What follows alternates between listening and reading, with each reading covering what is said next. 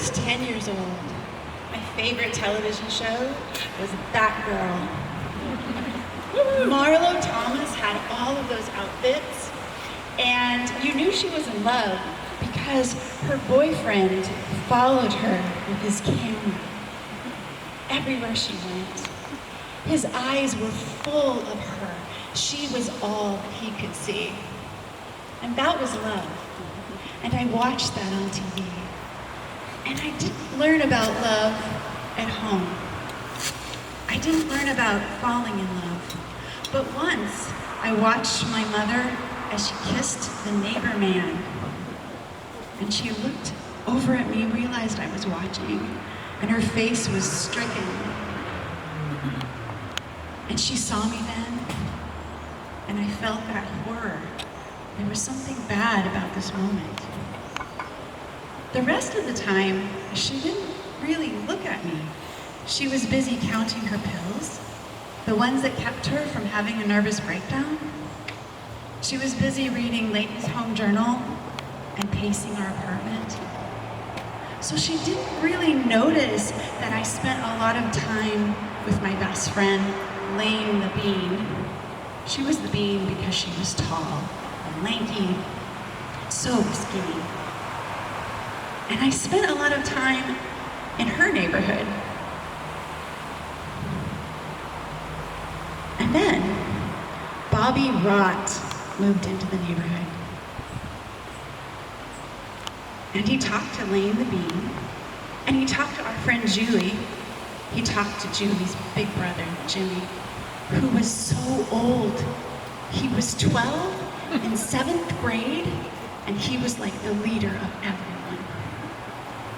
And then Bobby Rott talked to me. He talked to me. He got on his bike and he chased me. He followed me with his bike. His eyes were full of me. I was all that he could see. And I was in love. And he loved me. And one day, after several nights of running from Bobby, as he chased me on his bike and my heart would pound and my face would flush, he was seeing me, he was noticing me. For the first time, I was somebody who was loved. And then Lane the Bean and Julie and Jimmy came to get me one day and said, "We need to talk to you. Bobby wants to talk to you." And I thought, oh my gosh, I'm in trouble. What did I do? So we all filed into Julie's house, into the family room. Jimmy walked over and turned off the television. It was Ironside. We sat. The wood panel walls felt like they were closing in. I didn't know if I was in trouble, but they were all looking at me, and I was used to not being seen, and I didn't like it. And Jimmy said, "Bobby has something to ask you." Well, what? And Jimmy looked at Bobby, and Bobby looked at Jimmy. And Jimmy said, "Bobby wants to ask you if you will go with him." And I said, "Where?" Jimmy looked at Bobby, Bobby looked at Jimmy, and Jimmy said, "Go with him." And I just felt this panic and confusion, and I said, "Where?" Jimmy looked at Bobby, Bobby looked at Jimmy, Jimmy sighed, and he said, tossed his hand through his hair, "Go with him! Go with him!" All these thoughts just flew through my head.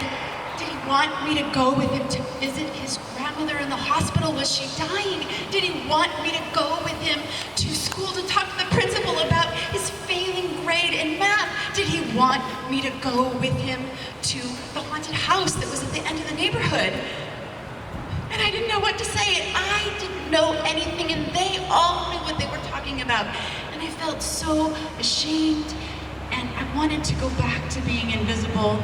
I wanted to go back to not being seen. And all I could say was, "Go where?" And Jimmy, exasperated, breathed a huge sigh. And then he said, "Go with him, like boyfriend, girlfriend, go with him." Oh, that. Well, I knew about love because I watched that girl. And I knew that it happened, and I also knew it was pretend. And you turned off the television. And I didn't like all the people looking at me in that room. And I didn't know what to do. And I looked at Lane the Bean. What should I say? And she said, "Say no." So I said, "No." And they all kind of looked around the room for a minute, sighed, shrugged, filed out, and that was that. And I felt so heartbroken because I loved Bobby Rott, but I couldn't say yes. I couldn't be seen. I couldn't let this happen. And it was over. And the next day I came back to the neighborhood and looked for Lane the Bean, and she was sitting on the swings in her backyard with Bobby Rott. Suddenly he became Bobby Rotten Apple. And as for me, I was disappointed. About 4 decades later, I'm finally learning it's okay to show up. It's okay to be seen.